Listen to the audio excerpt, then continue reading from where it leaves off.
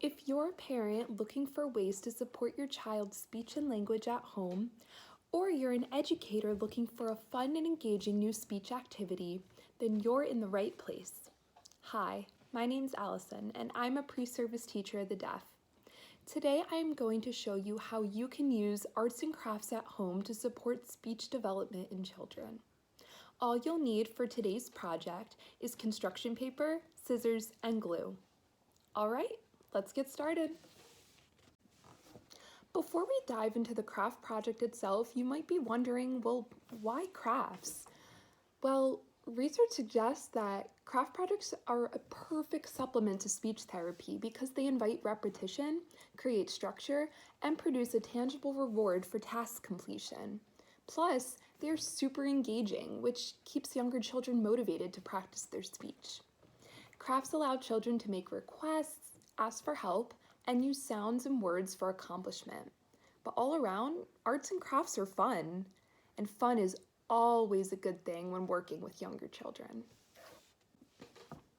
Now that you know a little more about the reasoning for using arts and crafts with your child to support their developing speech skills, let's dive right into our craft project for today.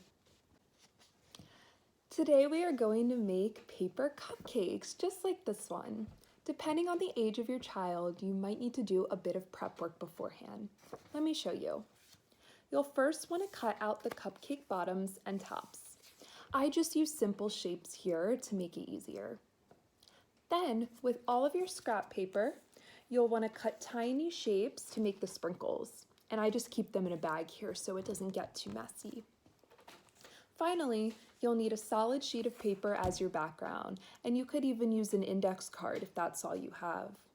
An older child might be able to do this preparation work by themselves, but a younger child might need you to help with the cutting. Whatever your situation, pause the video right now while you complete your preparation work. And press play whenever you're ready to continue. To start, you'll want to glue the bottom and top of your cupcake to the background paper, like this.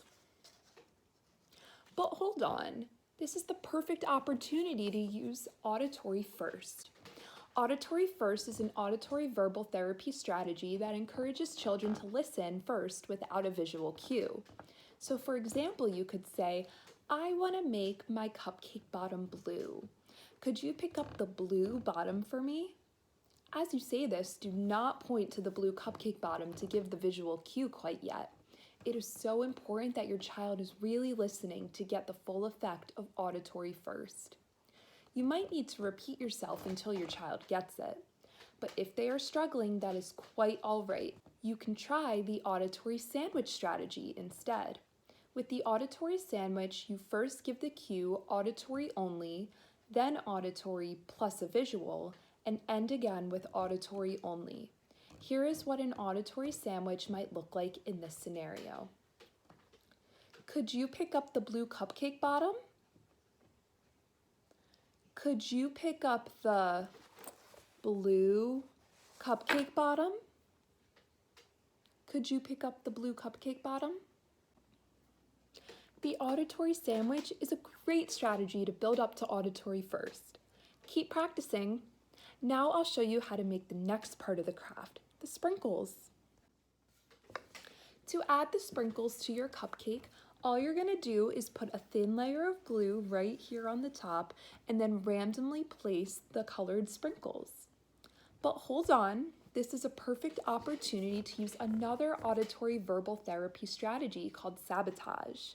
This one is one of my personal favorites because it requires the child to correct you. Let me show you how it works. As I am putting a pink sprinkle, let me find one. A pink sprinkle, looks like this, on my cupcake, I might say, this is such a pretty green sprinkle. The goal of this strategy is that the child will catch you and correct you, showing that they heard you say the wrong color.